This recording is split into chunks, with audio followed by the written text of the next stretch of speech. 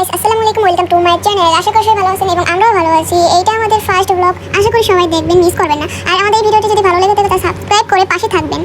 আজকে আমরা সব বোনেরা একসাথে হয়েছি, তাই চিন্তা করলাম কী করবো তাহলে আমার সবাই চড়ি ভাতি করলাম।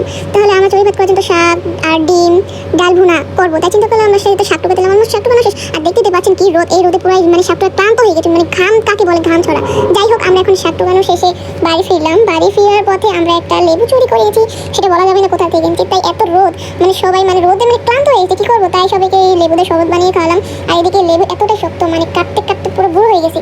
লেবুটার বুড়ো হয়ে কারণ আছে, লেবুটা চিপড়ানো যায় না, লেবুটা কোনো রসই নেই। তারপরে অনেক কষ্ট করে লেবুটাকে চিপড়াই, অনেক কষ্ট করে করলাম, চিপড়ে ঠান্ডা ঠান্ডা পানি আনলাম, পানি এনে লেবু চিপড়ালাম।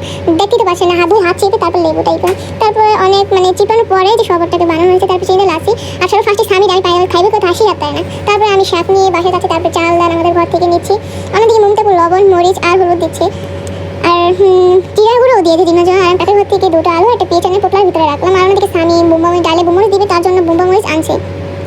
বুম্বা মরিচ ছিঁড়া শেষ হলে আমরা ফাল্গুনিদের ঘরে যাই তেল নেওয়ার জন্য। তেল নেওয়া শেষ হলে ডাল নিলাম, ডাল নেওয়া শেষে মনে থাকবো আবার লবণ হলুদ মরিচ আর আলু নিলাম। আর আলু দেখে তো পায়রা তো পুরো খুশি হয়ে গেছে। আর সবার ঘর থেকে সব কিছু ওঠানো শেষ হয়ে দেখতে তো পাচ্ছেন সবগুলোই ওঠানো শেষ হয়েছে। তারপর ফাল্গুনি মা দেখে, তারপর দেখো রুটিটা কত সুন্দর। তারপর আর ক্লান্ত হয়ে পানি শরবত খাইলাম, তারপরে পানি খাওয়া লাগবে। তারপরে পানি খাওয়া শেষে এই যে শাক বাছলাম, শাক বাছা শেষ করে আমরা এই যে শাকটাকে ভালো করে ধুলাম কাটার জন্য।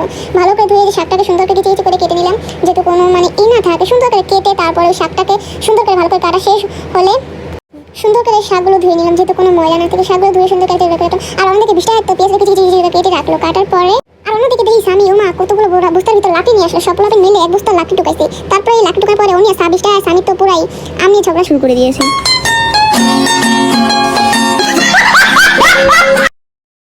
আর অন্যদিকে দেখি 20 টাকা আলু রেখেছি কিছু কাটি রাখা। চুলা বানানোর জন্য মাটিকে খুঁজে কাটি দিয়ে পরে খোদা শেষে হলে চুলাটাকে পুরো স্পষ্ট বানানো শেষ হলো। তারপরে ভাত রান্নার জন্য চাল ধুয়ে আনলাম সুন্দর করে, যেহেতু একটা ময়লা না থাকে। চাল ধোয়া শেষে ডিমকেও ভালো করে দিয়েছে যেন কোনো পশম না থাকে। এই ডিমকে এখন এই যে সিদ্ধ করার জন্য কড়াইতে রাখলে আর আগুন না জ্বলাই ডিমকে সিদ্ধ করছে তারা, কত বুদ্ধিমান দেখেন। তারপর অনেক সাধনার পরে লাঠি দিয়ে চুলা আগুন ধরানোর জন্য চুলাতে দিয়েছে, তারপরে মানে আগুন ধরছে না। তারপরে সুন্দর করে আগুন মানে আস্তে আস্তে আগুন জ্বলছে, এটা তো তাড়াতাড়ি করে জ্বলবে না। আগুন জ্বলানো সুন্দর করে দেখতে পাচ্ছেন আগুনটা কি সুন্দর করে জ্বলছে। তারপর আমাদের স্বামী দেখি ডিম সিদ্ধ করা শেষ হলে আমরা সবাই মিলে ডিমকে চুললাম তাড়াতাড়ি করে। ডিম চোলা তো শেষ হয় না, যে শক্ত ডিমের চুকলো, তারপর ডিমকে ফাটায় তাড়াতাড়ি করে চুললাম।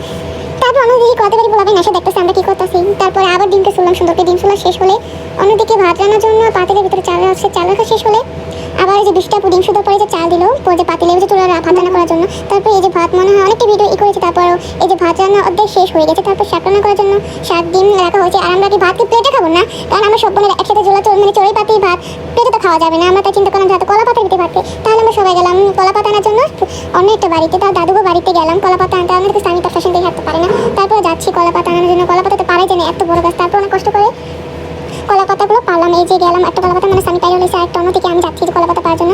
একটা কলা পাতা পাড়া হয়ে গেছে, তারপরে স্বামী বাগানে গেলো কলা পাতা পাওয়ার জন্য। ওই যে বাগানে ভিতরে যাইতেছে কলা পাতা পাওয়ার জন্য, একটা মানে পাইরে লেগেছে, 3-4টা কলা পাতা পাড়া হলো। তারপরে এই কলা পাতাগুলো করে নিয়ে ধোয়া হচ্ছে। ধোয়ার পরে অন্যদিকে দেখি ফাল্গুনি নাচে আর ধোয়। আর বাসায় এসে দেখি 20 টাকায় তো পুরাই ডাল ভুনা করার জন্য কড়াইতে লাড়াচাড়া লাগিয়ে দিচ্ছে। তারপরে এর মধ্যে আমাদের ডাল রান্না শেষ। আর রান্না শেষে সব পোলাপেন খাইতে বয়ে পড়ছে। তাই আমাদের ভিডিওটি এই পর্যন্ত শেষ। আল্লাহ হাফেজ। ভিডিওটি ভালো লাগলে চ্যানেলটি সাবস্ক্রাইব করে পাশে থাকবেন। চ্যানেলটি সাবস্ক্রাইব করতে ভুলবেন না কিন্তু, আর লাইক কমেন্ট শেয়ার করতেও ভুলবেন না।